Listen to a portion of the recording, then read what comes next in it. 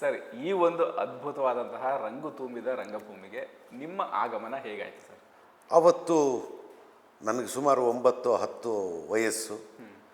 Ravindra ಕಲಾಕ್ಷೇತ್ರದಲ್ಲಿ Oedipus ಅನ್ನುವ ನಾಟಕದ ಪ್ರದರ್ಶನ ಇತ್ತು. ನನಗೆ ಬೇಗ ಶಾಲೆ ಮುಗಿದಿತ್ತು. ನನ್ನ ಕೈ ಹಿಡ್ಕೊಂಡು ಕರ್ಕೊಂಡೋದ್ರು ನಮ್ಮ ತಾಯಿ.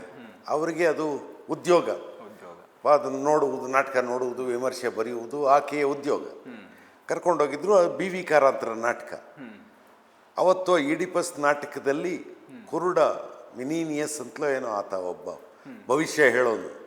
ಆ ಪಾತ್ರಧಾರಿ ವೇದಿಕೆಗೆ ಹೋಗುವಾಗ, ಕುರುಡಕ್ಕೆ ಹೋಗುವಾಗ ಅವನನ್ನು ಕೈ ಹಿಡ್ಕೊಂಡು ಕರ್ಕೊಂಡು ಹೋಗುವ ಒಬ್ಬ ಪುಟ್ಟ ಬಾಲಕನ ಪಾತ್ರ. ಅದನ್ನು ಭಾಳ ದಿವಸದಿಂದ ಯಾರೋ ಒಬ್ಬ ಹುಡುಗ ಪಾತ್ರ ರಿಹರ್ಸಲ್ ಮಾಡಿದ್ದ. ಆದರೆ ಅವತ್ತು ಅವನಿಗೆ ಜ್ವರ ಬಂದ್ಬಿಟ್ಟಿತ್ತು, ಅವನು ಮಾಡೋಕ್ಕಾಗ್ತಿರ್ಲಿಲ್ಲ. ಸೊ ಹೀಗಾಗಿ ವಿ ವಿ ಕಾರಂತರು ನನ್ನನ್ನು ನೋಡಿ, ನೀ ಬಾರೋ ಅಂಥೇಳಿ ಕರ್ಕೊಂಡೋಗಿ ನನಗೆ ರಂಗಪ್ರವೇಶ ಮಾಡಿದ್ರು. ಮಾತಿಲ್ಲದ ಒಂದು ಸಣ್ಣ ಪಾತ್ರ, ಒಬ್ಬ ಕುರುಡನ್ನು ವೇದಿಕೆ ಮೇಲೆ ಕರ್ಕೊಂಡೋಗೋದು.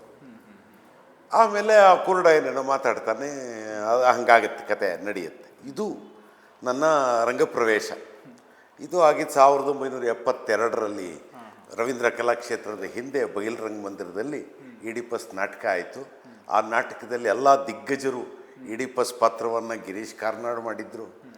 ಗುಂಪಿನಲ್ಲಿ ವಿಷ್ಣುವರ್ಧನ್ನು, ಕೋಕಿಲಾ ಮೋಹನ್ನು, ಸುಂದರರಾಜು, ನಾಟಕದ ಸಹಾಯಕ ನಿರ್ದೇಶಕ ಅಂಥೇಳಿ ನಗಾಭರಣ, ಹೀಗೆ ಎಲ್ಲರೂ ಇದ್ದರು. ನಾನೊಬ್ಬ ಪುಟ್ಟ ಬಾಲಕ.